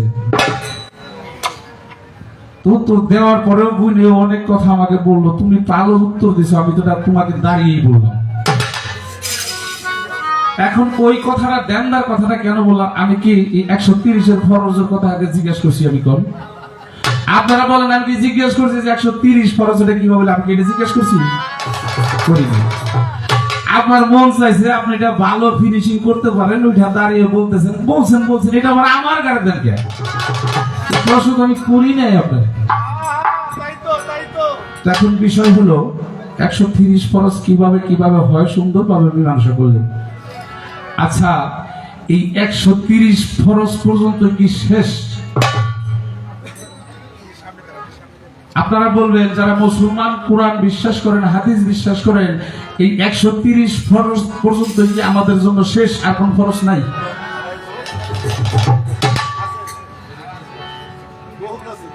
যদি থাকে তাহলে 130 ফরজ পর্যন্ত আমরা ভালো জানেন, এটা ভালো কইছেন, সুন্দর মানলাম। কিন্তু এর মধ্যে করলাম আর কাম আহকাম,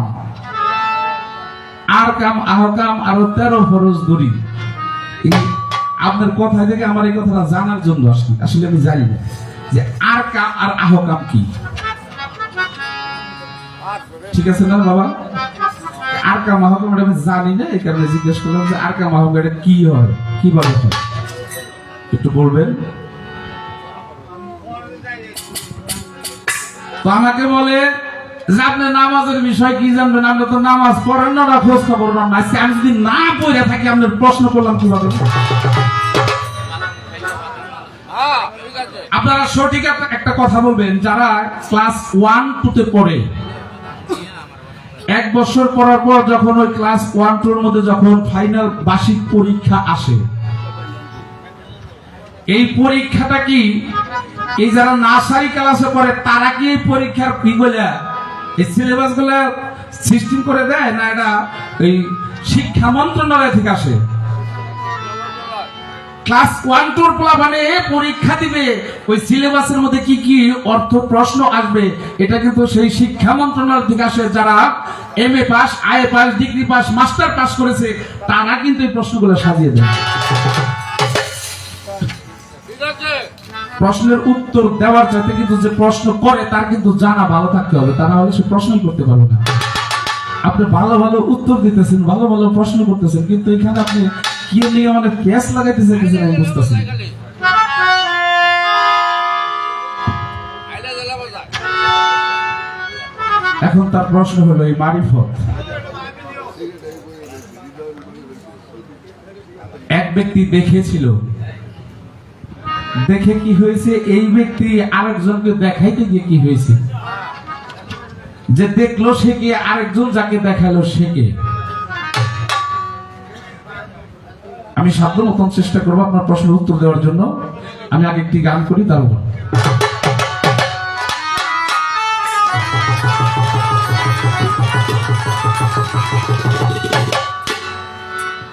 উত্তর চর্ম চোখ বন্ধ না হলে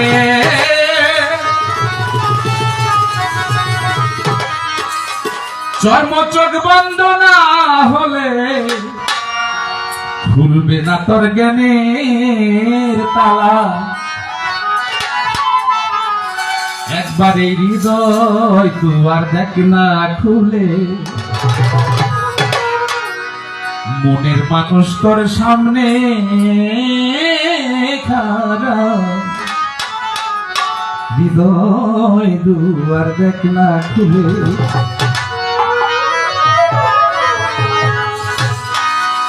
চর্ম চোখ বন্ধ না হলে চর্ম চোখ বন্ধ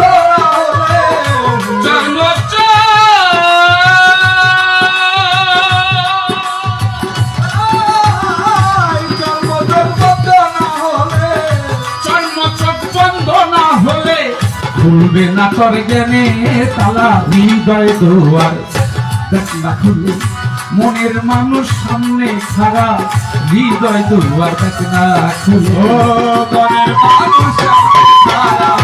হৃদয় দুয়ার দেখ না খুলে, মনের মানুষ সামনে খাড়া। হৃদয় দুয়ার দেখ না খুলে। ওনার এই খরচ গুলো দেখা যায়।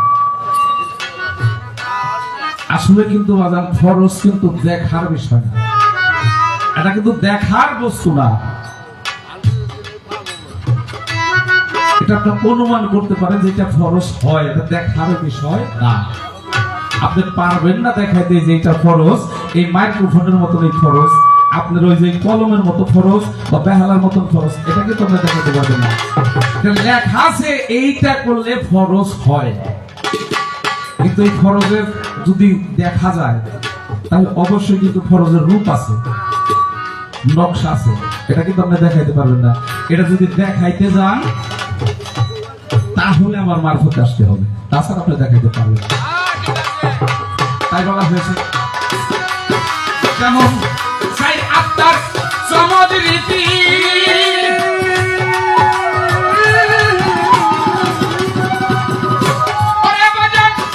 গভীর জলে তার বসতি চায়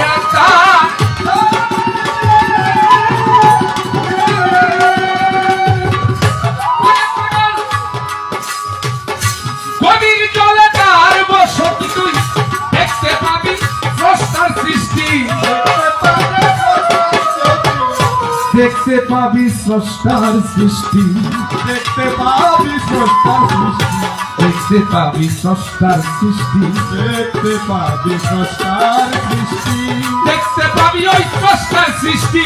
16 কলা চাঁদে ঘেরা, হৃদয় দুয়ার দেখ না খুলে, মনের মানুষ সামনে খারাপ বললে, হৃদয় দুয়ার দেখ না খুলে।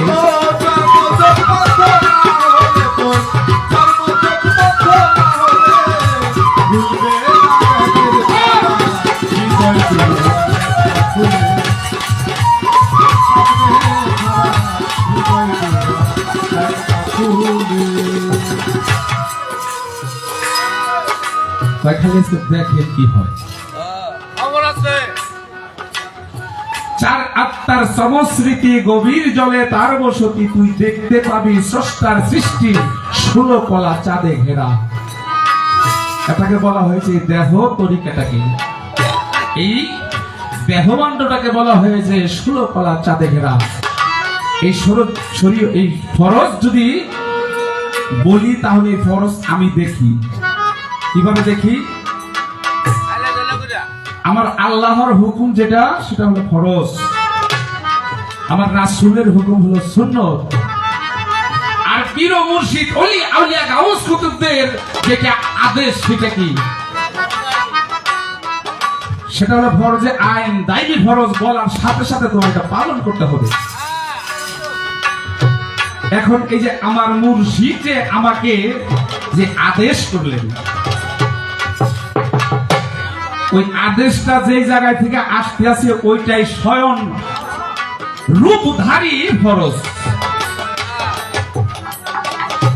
আমার ফরজ দেখাইলাম, আপনার ফরজ দেখাইতে পারবেন না, খালি ওই যে পুতির মতন করতেই থাকবেন, জীবনে দেখাইতে পারবেন না যে পর্যন্ত আপনি আমার গ্রুপে না আসেন। এবার এই ফরজ দেখাইতে গিয়া কার কি হইল শুনেন শুনেন বাবের গোসাই, যার জন্য হইল এবার বলে গেল। এই ফরজের হাকিকত একদিন মনসুর হাল্লাজ দেখাইতে গিয়েছেন। এই মনসুর হাল্লাজ দেখাইতে গিয়া তার এই শরীরের চামড়া খুলে দিতে হয়েছে। শরীরের চামড়ার পরে যে মাংস, এই মাংসের মধ্যে আগুন ধরে পুড়ে দেওয়া হয়েছে, এরপরে যে হাড়গোড় সমস্ত কিছু বিলীন করে দেওয়া হয়েছে। ইহা একদিন মনসুর হাল্লাজ দেখিয়ে এই ঘটনা ঘটিয়েছিল। আপনি কত দেখবেন? আমার বড় পীর আব্দুল কাদের জিলানী এই মারফত নিজে দেখেছে, ফরজ নিজে দেখেছে, আরেকজনকে দেখিয়েছে। আমার খাজা বাবা এই ফরজ নিজে দেখেছে, আরেকজনকে দেখিয়েছে। জুন্নুন পাগল নিজে দেখেছে এবং আরেকজনকে দেখিয়েছে। এটা দেখাইতে গিয়ে কেউ সমাজে টিকতে পারছে, কেউ সমাজে টিকে নাই। এই মিছে মায়ার সংসার থেকে তাদের বিতাড়িত হইতে হয়েছে, তারা স্রষ্টার সাথে লয় হয়ে গেছে যারা এটা প্রকাশ করেছে।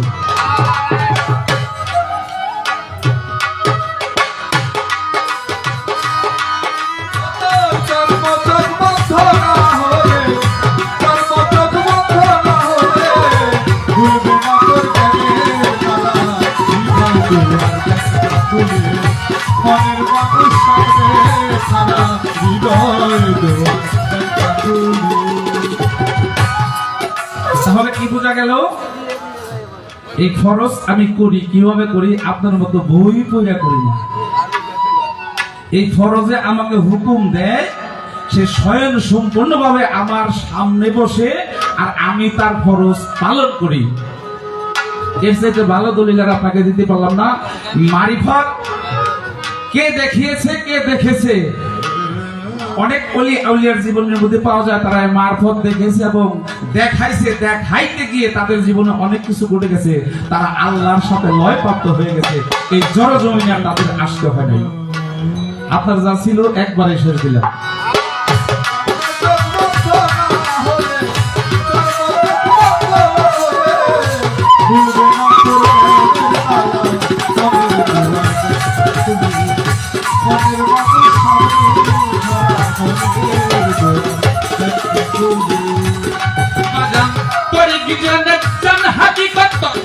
হৃদয়ে জাগিবে মারফত,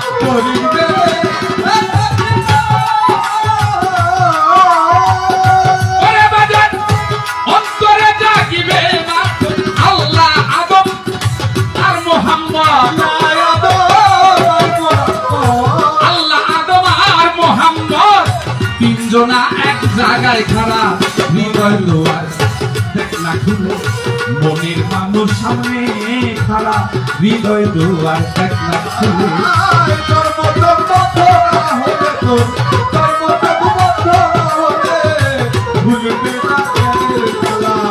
হৃদয় দোয়ার দেখলা খুলে মনের মানুষ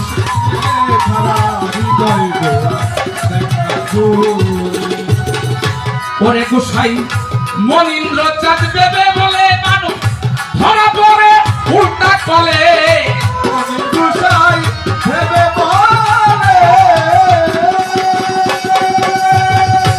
এই মানুষ ধরা পড়ে যেমন উল্টা কলে এই মানুষে আর ওই মানুষে এই মানুষে আর ওই মানুষে এই মানুষে ওই মানুষে দুইজন আছে গিলতি করা হৃদয় দুয়ার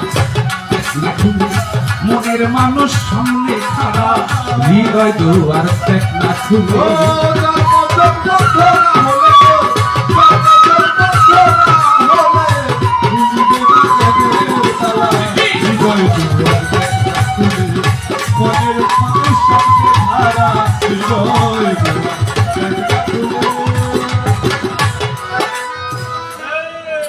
আমি কিন্তু আপনাকে প্রশ্ন এখনো করি নেই। আপনার গানে থেকে আমি দুইটা কাউন্টার রেখেছি। এটা হলো এই 130 ফরজ পর্যন্ত কি শেষ, না আর কোনো ফরজ আছে? আর হলো আর কাম আহকাম এই বিষয়গুলো কি, এটা আপনার কথায় থেকে আমি কাউন্টার রাখলাম। এখন আমার একটাই মাত্র কথা প্রশ্ন, সেটা হলো মক্কায় হজ করতে গেছেন দুইজন ব্যক্তি, একজন হলো শরীয়তের আলেম, উনিও হজ করতে গেছেন, আর একজন হলো মারিফতের একজন পাগল, উনিও হজ করতে গেছেন। তো শরীয়তের আলেম যিনি, উনি মক্কা নগরে হজ করতে গিয়ে দেখে কাবা ঘরটা যে জায়গায় থাকার কথা ওই জায়গায় নাই। উনি গিয়ে আল্লাহর দরবারে ফরিয়াদ করেছিলেন, হে আল্লাহ, আমি এত কষ্ট করে তোমার কাবা তওয়াফ করার জন্য আসলাম, তোমার কাবা তো কাবার জায়গায় নেই। আমার আল্লাহ বললেন যে হে মুমিন বান্দা, তুমি অপেক্ষা করো, আমার কাবাটা এক ব্যক্তির কাছে গিয়েছে, সেই ব্যক্তি হলো মারিফতের একজন লোক। তুমি একটু অপেক্ষা করো, তার সাথে দর্শন করে আমার কাবা চলে আসবে, তুমি তারপরে দর্শন করবে। আবার ছোট্ট করে জিজ্ঞাসা না, একজন শরীয়তের আলেম গিয়ে কাবা যে জায়গায় ছিল পাইল না, আমার আল্লাহ বললেন যে কাবা আমার একজন মারিফতের পাগলের কাছে গেছে। এই শরীয়তের আলেমটাকে গিয়ে কাবা পাইল না, আর মারিফতের পাগলটাকে তার কাছে কাবা চলে গেছে। এই ছোট্ট করে একটি জিজ্ঞাসা না। এবার আমি একটি বিচ্ছেদ করবো। বিচ্ছেদটা আমি একেবারে নতুন, এর আগে গাই নাই, তো বলবে তুমি হবে। আর ইউটিউবের ভাই যিনি এই গানের ভিডিওটা আমাকে দিবেন, কেমন হয় আমি নিজেই শুনবো আর কি।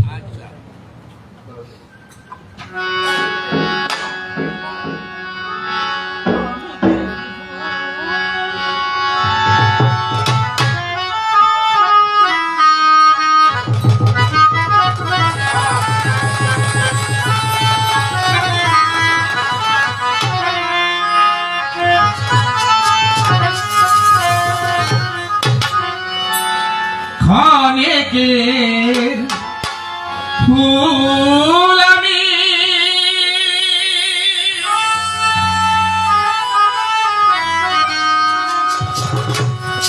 ক্ষণিকের ভালোবাসা জাকির বা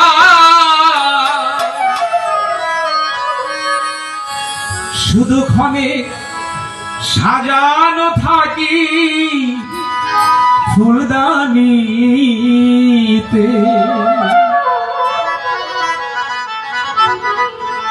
ও বন্ধু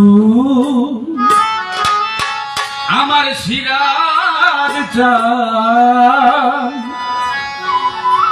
এই গান নিশির অবসানে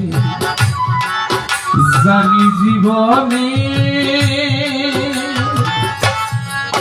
জানি জীবনে